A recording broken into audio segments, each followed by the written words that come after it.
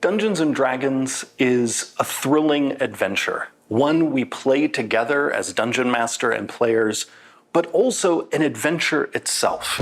Now, we stand at the start of a new generation of Dungeons & Dragons, and today we're going to introduce some of what's in store for us as we embark on an initiative that we call 1D&D.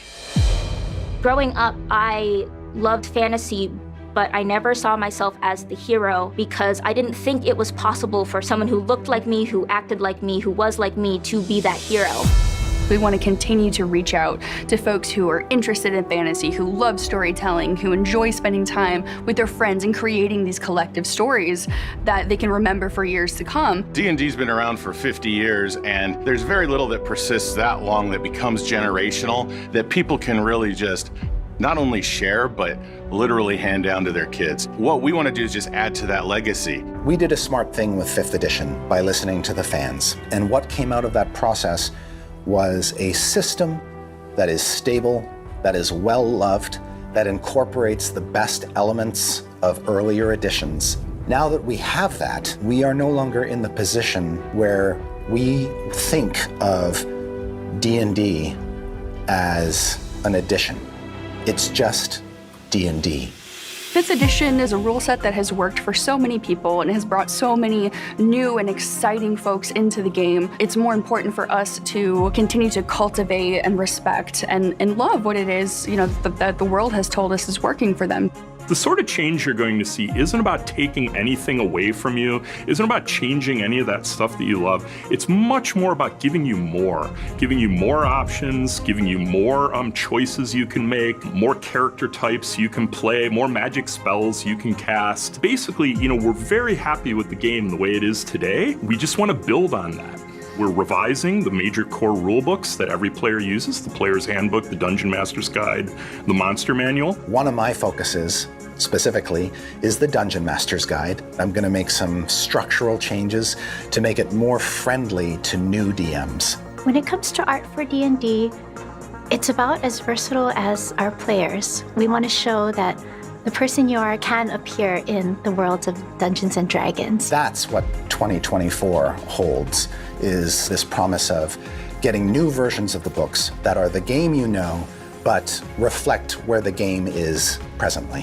1D&D has 3 pillars, and one is the rule set, which is built on the base of 5th edition, but updated. We're building upon the rules that have been established, the storytelling, and expanding our world and our rule system. When we say building on top of 5th edition, what we mean is that all the adventures and supplements that have been released in the past 10 years will still be playable with the new evolution of D&D. Then there's D&D Beyond, which is the base of our digital tools and assists for players in DM. Currently, players are cobbling together all kinds of different apps and websites to have a true integrated D&D experience. What we want to do is actually just provide all the tools that the players need to play themselves in one space. Right now, with the acquisition of D&D Beyond, we've already started to dip our toe into digital, and it was a fantastic partnership that we have going, but we can add more. Digital physical bundles is something that we've wanted to do for a long time, and now that D&D Beyond is part of our family, it's finally something we can do. Your content is available anywhere you want it, and you have those physical books, but you've got nice portable versions that you can access through your phone or through your tablet or through your other device. Then our future-facing aspect of this is the D&D Digital, which will become a full play space for you to have experiences that are more immersive. Right now we're in early development of our digital experience. We can play a game, roll some dice, see the miniatures moving around in a 3D play space, but that's just the core of it. We chose the Unreal Engine for several reasons. Reason number 1, make it look dope. That's the first thing. Number 2 is take care of the lazy DM, because we're all lazy DMs. Ease of use means being able to access all of the tools that you need in order to get the adventure started. So we used a camera technique called tilt shift.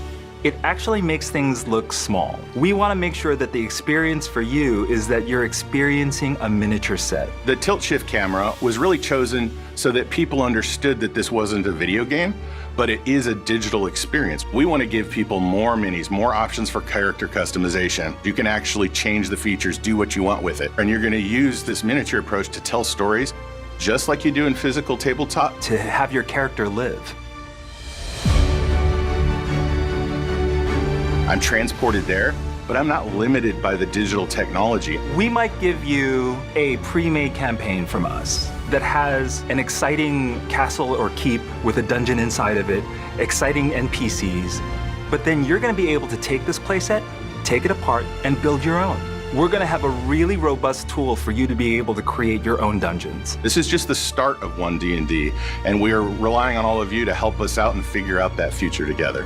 What you're going to be able to see starting in August is a steady release of these playtest packages where you'll be able to engage with key aspects of the game, provide us with feedback that then we will digest, process, interpret, analyze, and then act upon.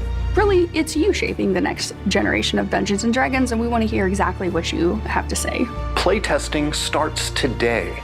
Go to dndbeyond.com, download the playtest packet, and get ready to let us know where you'd like this next leg of the adventure to go.